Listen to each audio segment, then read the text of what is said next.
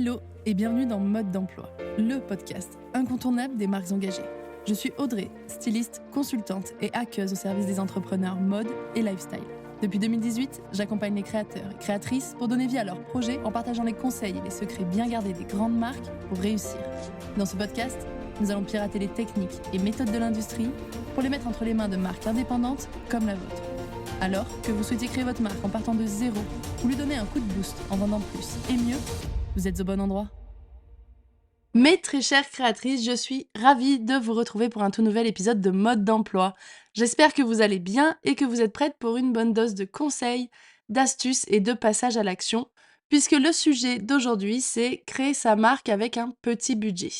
Mais avant de démarrer, je voulais remercier tout particulièrement Taku pour son commentaire sur Apple Podcast, qui nous dit: merci encore à Audrey pour son podcast, il répond à énormément d'interrogations que l'on a lorsqu'on crée sa marque. Vraiment très utile et hyper intéressant. Merci beaucoup à toi pour ce commentaire, je suis trop contente que ça puisse aider.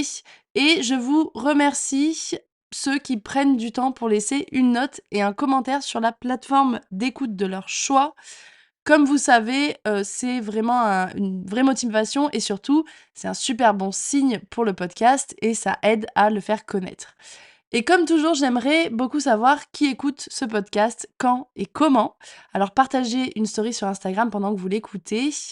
Personnellement, je suis en train donc d'enregistrer cet épisode et de boire un café. Donc montrez-moi les backstage de votre écoute. Revenons donc au sujet du jour, créer sa marque avec un petit budget. La question de l'investissement, elle est récurrente et dans la plupart des cas, vous avez un budget plutôt limité. C'est normal, c'est rare d'avoir un budget illimité. Mais créer sa marque en limitant les dépenses, c'est possible pour tester par exemple votre projet. Et pour vous aider, si vous êtes dans cette situation, je vous ai préparé un épisode de podcast avec 5 conseils pour créer votre marque avec un petit budget. C'est parti!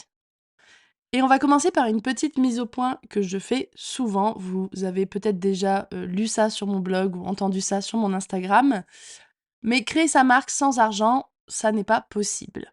C'est-à-dire qu'il y aura toujours un coût à payer quelque part, même ce qu'on appelle le print on demand, la marque blanche ou encore le dropshipping demande à un moment donné un investissement financier, ne serait-ce que pour de la publicité ou pour acheter de la matière, pour faire une broderie, pour faire une impression sur ces produits, donc en print on demand, marque blanche ou dropshipping. Bref, créer sa marque sans aucun financement, ce n'est pas possible pour moi, ou en tout cas, c'est possible, mais vous ne vendrez pas et vous ne serez pas rentable et vous ne pourrez pas continuer ce projet. Mais par contre, créer sa marque avec un petit budget, ça oui, c'est possible. Et dans un épisode de podcast que je vous ai fait sur le budget, que je vous mettrai d'ailleurs en description, je vous mettrai le lien dans la description de cet épisode, je vous ai parlé de différents scénarios financiers. En général, j'en propose 3. Et le scénario le plus modeste, c'est celui où on peut créer sa marque avec 5 000 €.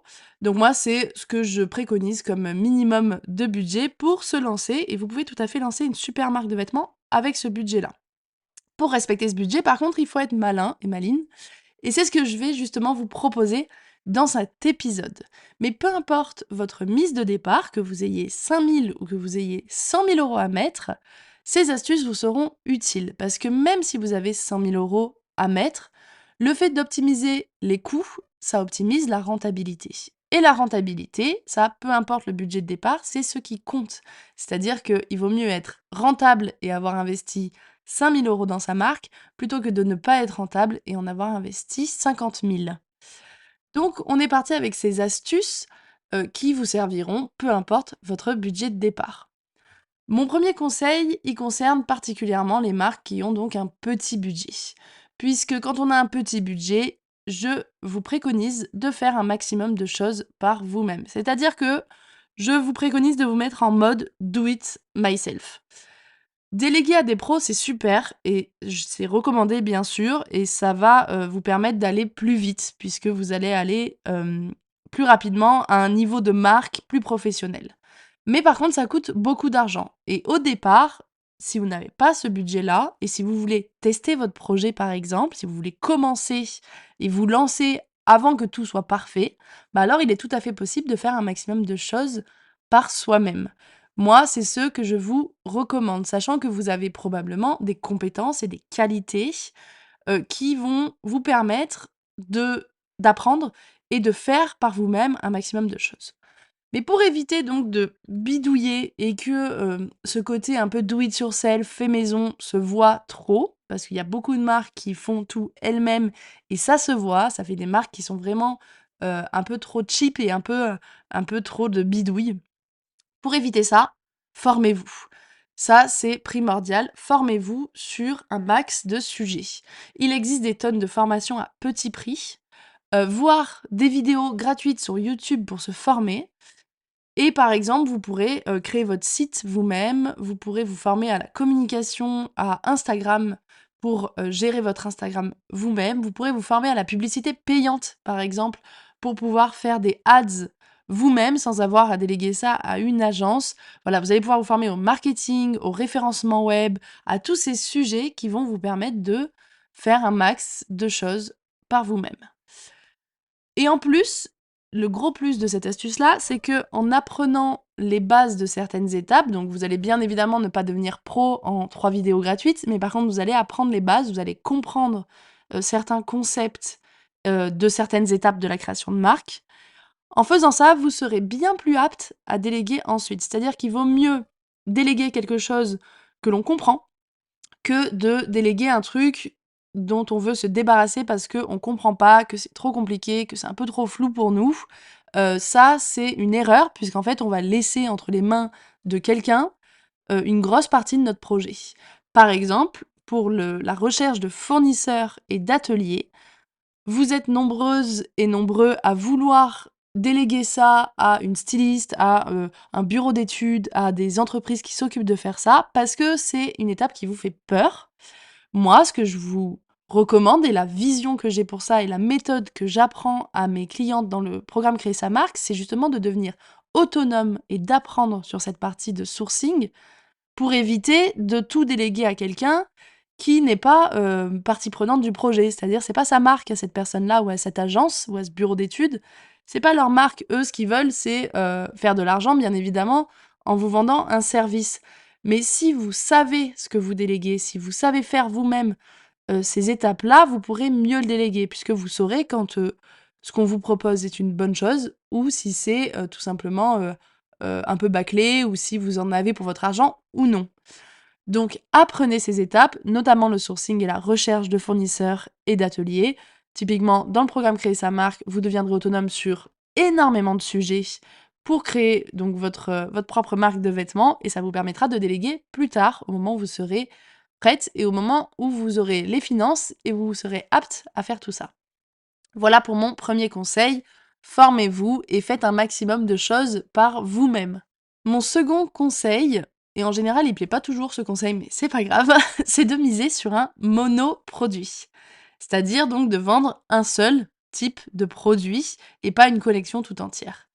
Si vous n'avez pas trop d'argent au départ, un seul produit, c'est le plus rentable. Pourquoi? Parce que vous aurez moins de coûts de stylisme, donc vous aurez qu'un seul modèle à dessiner, vous aurez moins de coûts de modélisme, qu'un seul, modèle à faire en patronage, moins de coûts de développement, c'est qu'un seul modèle à développer, donc moins de prototypes et cetera et cetera. Vous avez compris le concept et surtout, c'est moins de stress puisque, développer un produit, surtout quand on n'est pas du milieu, c'est un processus qui est long, qui est parfois difficile, dans lequel il y a beaucoup d'embûches et il va falloir prendre beaucoup de décisions rapidement, être hyper flexible. Donc si on fait tout ça sur un seul produit, c'est beaucoup moins de stress que si on fait ça sur une collection entière. Et en plus, c'est un bon entraînement pour moi, c'est-à-dire que vous allez vous entraîner à créer un produit sur un seul produit et pas, sur une collection tout entière. C'est un vrai bon entraînement parce que si vous n'êtes pas du milieu, peut-être que vous ne vous rendez pas compte de l'ampleur de la création d'une collection, mais c'est un processus qui est long, qui est coûteux, qui est parfois difficile. Donc créer un seul modèle, c'est un super entraînement et ce sera moins de stress pour vous. Et en plus, niveau communication et niveau, commercial, c'est plus pertinent puisque vous allez sortir votre premier produit comme un produit un peu signature. Et pour ça, bien sûr, il va falloir que ce produit, ça soit la matérialisation parfaite de votre idée et de votre ADN. Donc il doit répondre aux besoins et aux envies de votre cible, de votre persona et il doit être 100 à l'image de votre marque. Et ce n'est pas parce que vous commencez avec un monoproduit que vous ne pourrez pas par la suite proposer plus de choses, en fait. Pas du tout. Ça, c'est pareil, c'est une idée reçue.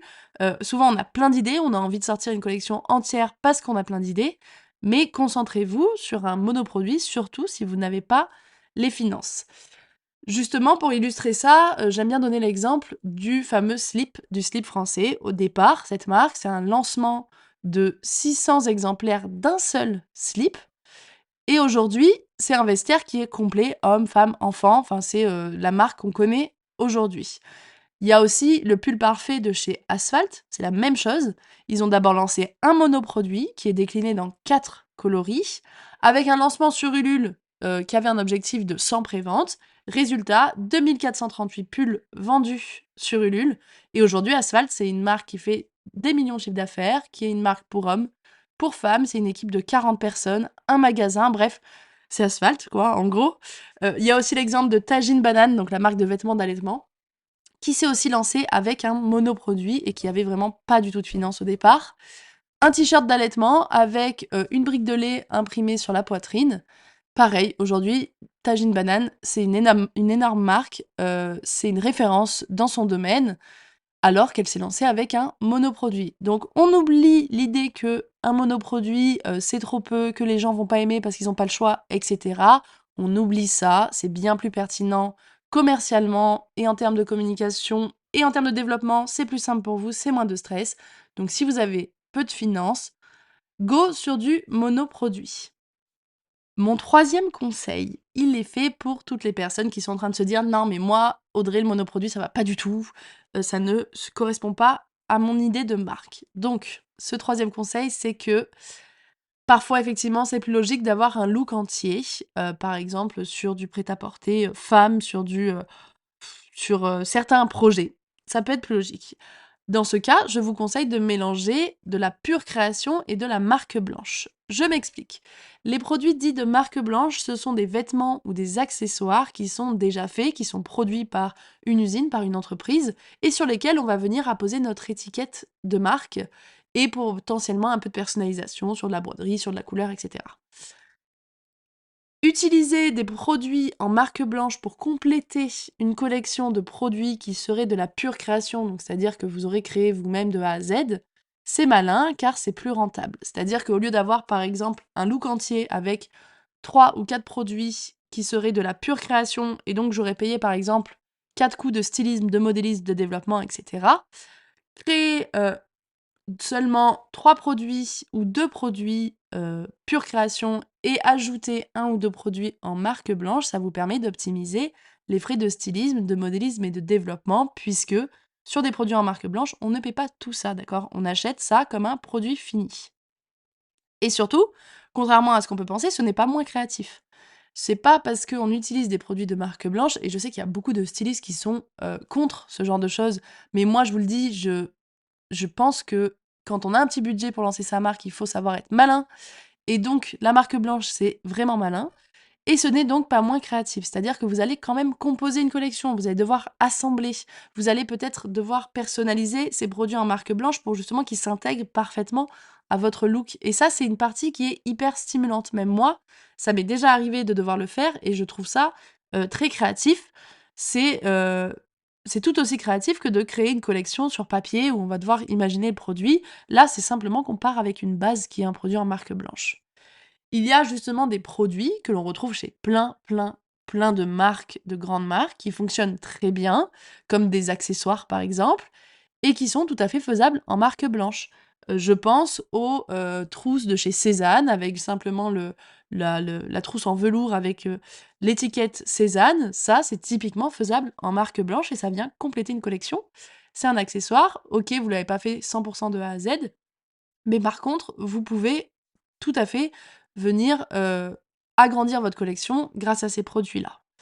Donc on n'est pas fermé à cette option, on ouvre grand l'esprit et on s'intéresse aussi à la marque blanche pour étoffer notre collection et donner finalement de la profondeur à notre collection et à nos looks. Attention, je recommande tout de même de vous intéresser surtout à des produits en marque blanche qui sont faits de manière éco-responsable. Il en existe plein, mais attention à ne pas aller sur des produits qui sont faits au fin fond de l'Asie, dans des usines dont on n'a aucune idée, de leur manière de travailler, d'accord? renseignez-vous et faites attention à ça. Mon quatrième conseil, il est pour les âmes très créatives. Je vous recommande d'utiliser vos talents pour upcycler ou customiser des pièces existantes. Vous pourrez une fois de plus soit compléter une collection de création de A à Z qui est déjà existante, soit carrément baser tout votre concept de marque sur ce principe-là, l'upcycling et la customisation.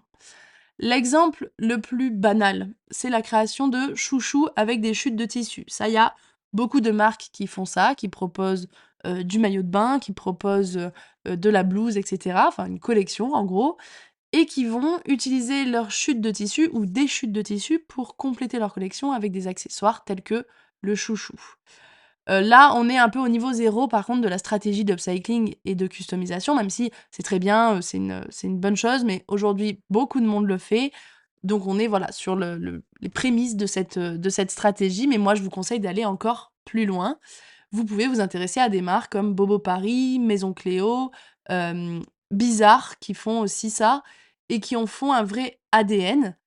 Et vous pouvez vous inspirer de ça pour votre propre marque. Donc je ne vous dis pas de forcément tout baser sur le concept de l'upcycling, mais je vous dis d'utiliser vos, talents créatifs de customisation, de personnalisation pour travailler et compléter votre collection avec ce type de produit customisé et upcyclé. Ça peut se faire sur de l'accessoire, ça peut se faire sur des pièces entières, ça peut être utiliser simplement du tissu, de fin de série pour pouvoir, travailler des nouvelles pièces et ça va vous permettre d'économiser de l'argent puisque si vous utilisez des pièces donc déjà existantes pour les customiser, là aussi, vous n'avez pas à payer de stylisme, de modélisme, de développement et cetera. Vous avez compris le concept, on essaie d'optimiser les coûts de création de vos modèles. Mon cinquième et dernier conseil, ça va être d'utiliser la précommande. Donc, la précommande, c'est présenter sa collection ou ses pièces, son monoproduit par exemple, le présenter avec un prototype. On a créé notre prototype, il est prêt à être lancé en production, mais on va le présenter à nos futurs clients tel quel. Et là, on va faire donc des préventes. Vous prévendez vos pièces. C'est ce qu'a fait justement la marque Asphalt avec le pull parfait dont on parlait tout à l'heure. Et c'est ce qu'ils font toujours avec la plupart de leurs modèles. Donc vous présentez votre prototype et une fois que vous avez fini vos préventes, vous lancez la production. Donc ça permet de ne produire que ce qui a été vendu et donc de limiter grandement le risque financier, puisque une des erreurs les plus courantes pour les jeunes marques et les marques qui sont obligées d'arrêter après une ou deux collections, c'est de produire en fait en trop grande quantité, de ne pas réussir à tout vendre et de se retrouver en surstock, donc avec beaucoup trop de stock qu'elles n'ont pas réussi à vendre dans les collections précédentes. Et le stock, il faut savoir que c'est le problème numéro un chez une marque qui va mal. Trop de stock, c'est le signe d'une mauvaise santé financière et d'une mauvaise gestion de la marque. Par exemple, si on veut vendre sa marque, la première chose à faire et la première chose que les potentiels acheteurs vont regarder, c'est l'état du stock. Et donc la première chose à faire, c'est de déstocker au maximum pour montrer une marque qui a une bonne gestion et une bonne santé financière.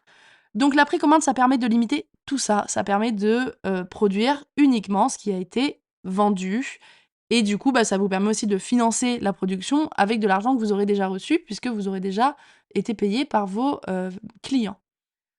Bien sûr, il y a aussi plusieurs modèles de précommande, c'est-à-dire qu'il y a la ce que j'appelle la vraie précommande et puis la précommande un peu déguisée. Souvent, les délais de production entre le moment où vous finissez vos préventes et le moment où vous livrez vos clients, ils peuvent être longs puisque, vous allez devoir acheter les tissus en conséquence. Donc si vous avez vendu 100 pièces, par exemple, vous achetez, 100 mètres de tissu parce que vous avez besoin d'un mètre à chaque fois et vous allez ensuite les faire livrer à l'atelier qui va lancer la production, qui va vous livrer à vous. Vous devez faire les packaging, enfin les, colis et ensuite les envoyer à vos clients. Donc voilà, ça peut être un peu long et quand on se lance, on est un peu frileux en général d'avoir des délais de livraison qui sont si longs. Alors si ça peut vous rassurer, Asphalt, par exemple, a eu des délais, comme ça de livraison qui étaient très longs, mais ils ont tellement tenu au courant leur communauté, ils ont tellement fait participer tout le monde justement, de la création jusqu'à la production, que c'est passé et que des fois, 3-4 mois de livraison, ça passait pour leurs clients. Si c'est pas votre cas, vous pouvez aussi, et c'est ça un peu la fausse précommande, c'est que vous pouvez acheter du tissu en avance, faire vos préventes et ensuite lancer du coup uniquement vraiment la confection des pièces. Ça permet de déjà diminuer le délai de création et de livraison du tissu jusqu'à l'atelier et d'avoir uniquement le délai de fabrication. Par contre, potentiellement, vous allez commander, trop de tissu et vous retrouver avec un surstock de tissu ou, dans le meilleur des cas, pas assez de tissu et devoir rapidement recommander parce que vous aurez trop vendu. Bon ça, franchement, si ça vous arrive, tant mieux pour vous. Hem, donc la vraie ou la fausse précommande, à vous de voir en fonction de vos, exigences de livraison, disons. Si vous n'avez que très peu de finances, moi, je vous conseille de faire de la vraie précommande, donc de vraiment ne pas investir d'argent tant que vous n'avez pas vendu. C'est vraiment le meilleur moyen de tester votre produit et de ne pas vous endetter finalement en achetant, trop de stock de tissus ou de produits. La vraie précommande, ça va vous permettre ça et il y a plein d'astuces par contre pour, tenir au courant sa communauté et qu'elle ne se sente pas, lésée et qu'elle ne se dise pas: «Ouais super, j'ai acheté un truc que j'aurai que dans 6 mois». Il y a plein d'astuces pour optimiser ces délais de fabrication et surtout pour optimiser la communication avec vos clientes. Et voilà pour mes 5 conseils, je vous les résume. Le premier, ça va être de faire un maximum de choses par vous-même et donc de vous former pour être capable de faire ça. Le deuxième conseil, c'est de miser sur le monoproduit, c'est plus rentable et en termes de communication et commercialement, c'est pertinent. Le troisième conseil, si le monoproduit ne se prête pas à votre idée de marque, c'est de miser sur un mélange de pure création et de produits en marque blanche. Le quatrième conseil pour les âmes très créatives, ça va être d'utiliser vos talents pour faire de l'upcycling et customiser des pièces déjà existantes. Et enfin, le dernier conseil, c'est d'utiliser le système de précommande et le vrai système de précommande pour vendre sans investir trop d'argent dans une production de départ. Voilà, on arrive déjà à la fin de cet épisode sur comment créer sa marque avec un petit budget. J'espère que mes conseils vous auront été utiles. Comme d'habitude, venez me dire en message privé si ça vous a servi et si vous avez peut-être d'autres astuces à partager pour créer votre marque avec un budget limité. Si cet épisode vous a plu, vous pouvez me laisser 5 étoiles sur la plateforme d'écoute de votre choix et surtout me laisser un commentaire sur Apple Podcast ou sur Spotify, ça me ferait plaisir et surtout ça aide le podcast donc à se faire connaître et j'espère pouvoir lire votre commentaire dans le prochain épisode. Mes très chères créatrices, merci d'avoir été à l'écoute, continuez de transformer vos rêves en réalité, prenez soin de vous et à bientôt pour un nouvel épisode.